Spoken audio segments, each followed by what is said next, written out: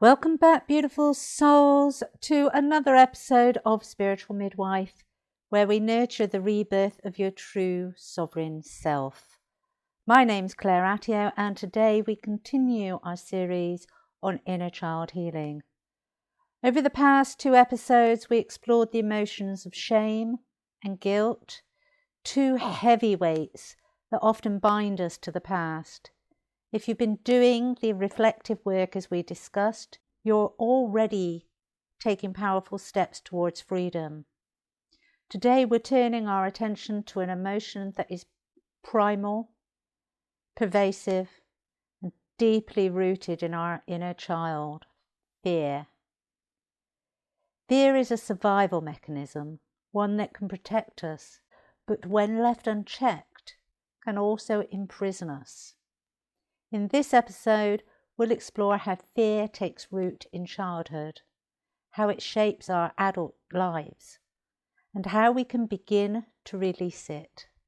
We'll discuss practical tools, nurturing activities, and the importance of discerning whether fear stems from real danger or the echoes of past experiences.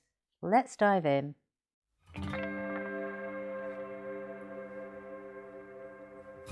Welcome to Spiritual Midwife, the podcast that tenderly guides you through the transformative journey of spiritual awakening and personal development towards the ultimate destination of soul sovereignty. I'm Claire Attio, a medicine woman and dedicated guide to the profound realm of soul sovereignty, and you are listening to Spiritual Midwife.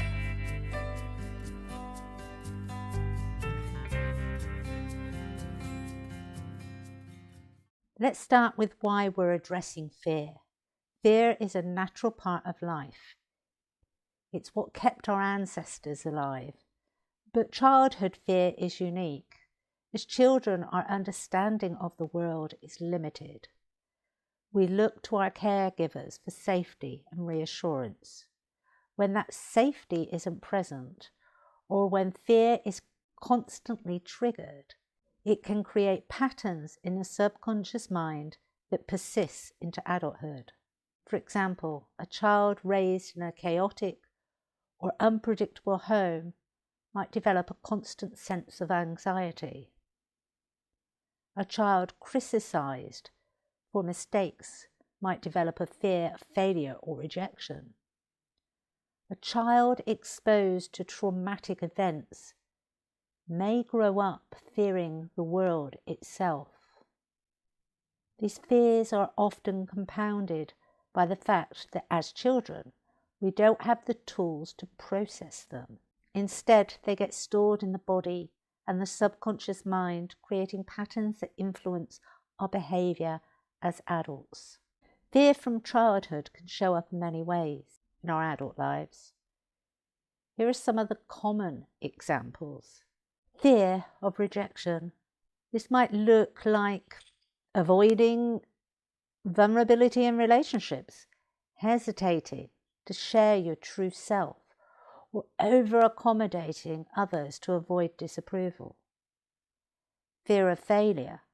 Do you procrastinate or abandon goals because you're afraid you'll fail? This is a common manifestation of childhood fear of criticism. Fear of abandonment. This can lead to clingy behaviour in relationships or a fear of being alone, stemming from experiences of neglect or inconsistency in childhood, or not wanting to invest in a relationship. You preempt that abandonment, and so you reject before you get rejected. Fear of the unknown, resistance to change, reluctance to try new things, or staying in your comfort zone, being comfortable in that uncomfortability, even when it no longer serves you, can all stem from early fears. These patterns are not a sign of weakness. They're a sign that your inner child is still carrying the unresolved fear. So to heal fear, we first need to understand it.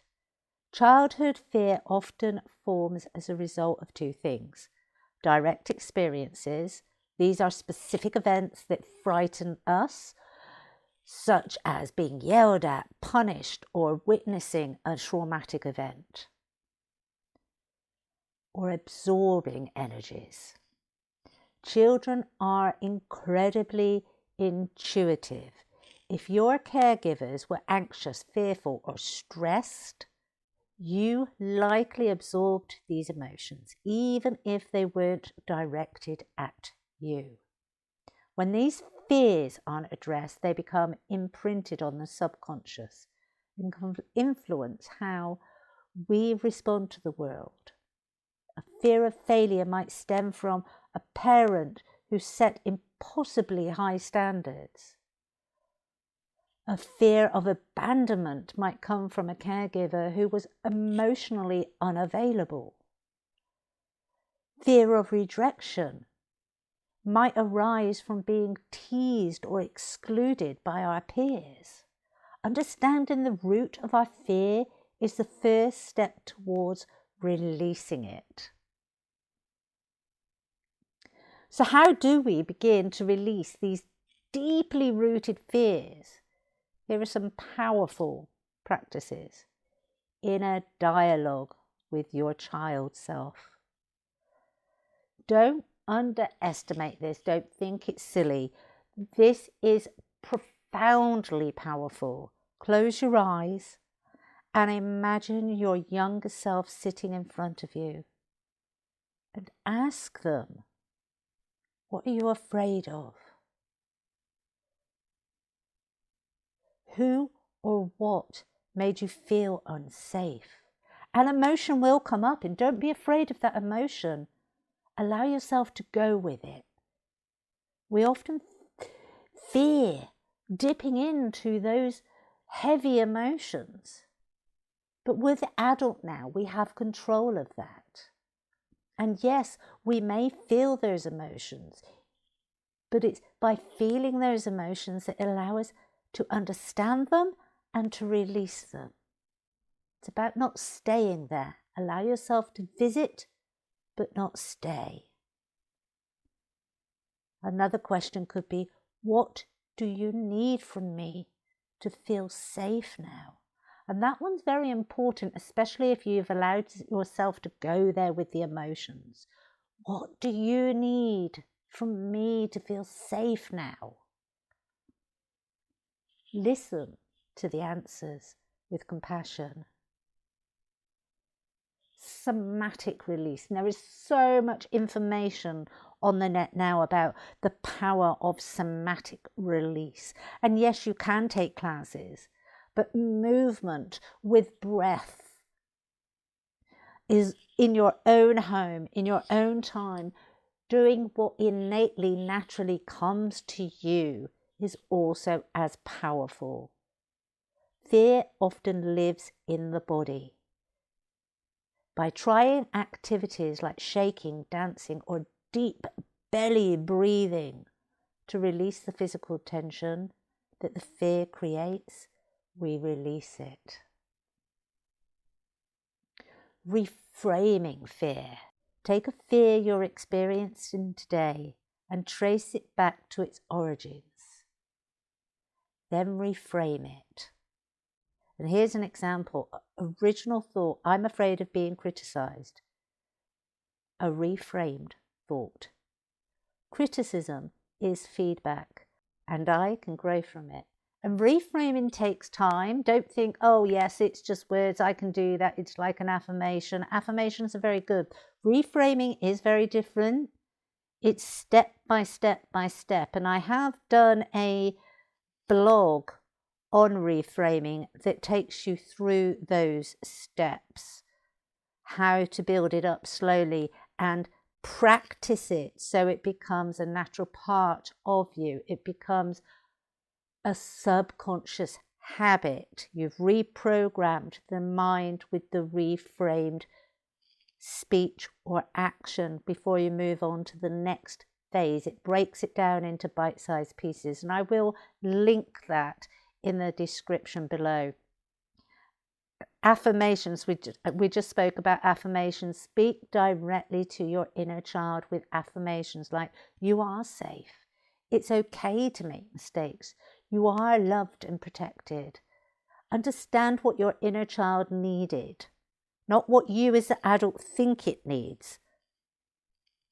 Allow yourself and the opportunity as the child to speak directly to the conscious mind. Don't fill in the gaps as the adult. Shamanic practices, I can't tell you how powerful having and undertaking shamanic practices and rituals like soul retrieval can help to reclaim the parts of ourselves that are fragmented due to fear.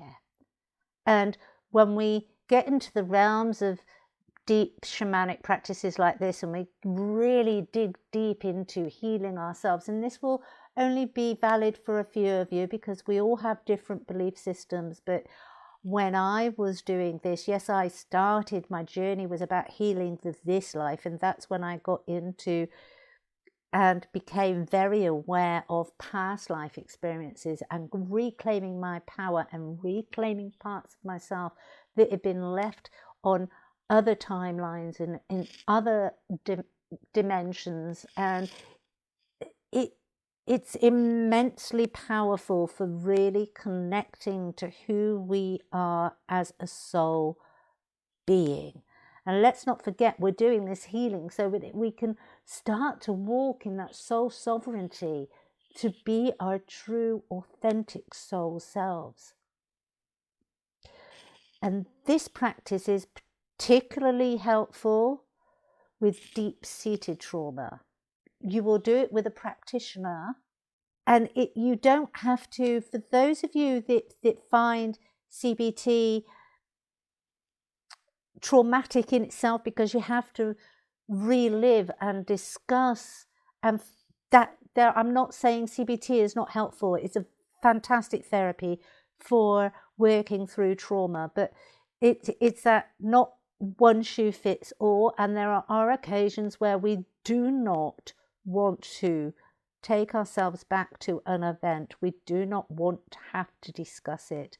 And practices like soul retrieval allows you to reclaim your energies, reclaim your powers, reclaim those fragmented parts of yourself and bring them back without that verbalization of, as do many other practices. And I say that an emotion code is another of them. Emotion code I have used with clients with massive effect because we don't discuss. We just put a name to the emotion of that experience, and then we just check in with the body. Is that the experience that needs healing right now in this moment? And we just get yes or no. And so we don't actually go to that trauma. We don't use talk therapies. We just call back the energies and we release the negativity and the sting from that trauma out of the body and out of the mind. So healing fear doesn't have to feel heavy. And I'm going to give you some other nurturing activities that can support you on this journey. Create a safety nest. Build a cozy space with blankets, pillows, comforting items where you can relax and remind yourself that you are safe. A little nook, safety nook in your home. Maybe you have some scented candles there. It's about creating a nurturing space where you can withdraw to and reboot and reboost your energies. Drawing or painting your fears. art therapy is fantastic. And again, it's that non-verbalization of what we're feeling and what we need to get out of our bodies. And it transforms when we allow it to. We can, once we've gotten the yuck, as it were, out onto the paper, and we start to fill up with more positive energies, we can then start to put that into an image of positivity from the yuck. And that is really powerful, because not only is it happening on an energetic level within your body, it's happening on a visual level on the canvas or the paper. It's like turning a storm into a rainbow, or a scary monster into a cartoon. Don't over-intellectualize when you're doing these activities. Just allow yourself to be in the flow and be in that moment. Don't think about it. Just focus on getting it out and allowing yourself to express itself freely, that inner child to express itself freely. Write down your fears on slips of paper, crumple them up and throw them away. And it's really, and you don't even have to write them down. I worked with a coaching client years ago, and I can remember, and we were blowing the things that were no longer needed into balloons, and then we were letting the balloons go. But she decided she wanted to get a bow and arrow out, and she was actually just bursting them, because she had a deep-seated fear that she didn't want the winds to change and the balloons to blow back towards her. So she made sure that once they were far enough away from her, she actually got this bow and arrow in her mind's eye, and she was shooting them down. It's about what comes to you. It's the inspirations, and allow yourself to go with those inspirations that allow you to release the energies and start to feel safer within our own bodies. Whatever and however we do that is not important. It's about releasing what is making us feel unsafe, and creating and nurturing, expanding and growing that space within our bodies where we feel completely safe. And do something your inner child would find thrilling, like climbing a tree or playing hide and seek. Don't negate the importance of playing with them. And if you haven't spent the time to get to know your inner child and to start building a relationship with your inner child, before you start to undertake any of these activities that we've just discussed, spend time nurturing the relationship and building the trust first with your inner child. The last thing your inner child needs is another adult telling it what to do, making it feel small, making it feel insignificant, making it feel that they can't do anything right. Spend some time nurturing, boosting, feeding confidence into that inner child through playful activities, through actively listening to them, taking the time to understand them, not projecting your thoughts, your feelings, what you think is an adult now, you needed then. Allow the child to express themselves. As always, I encourage you to be honest about where you are. Ask yourself, am I ready to face my fears on my own? Do I need support from a therapist, energy healer, or spiritual guide? Being honest, knowing where you are. There's no right or wrong answer, only what feels true to you. So bringing this to a close with a few reflective questions. What fears from our childhood are still affecting us today? What fears from your childhood are still affecting you today?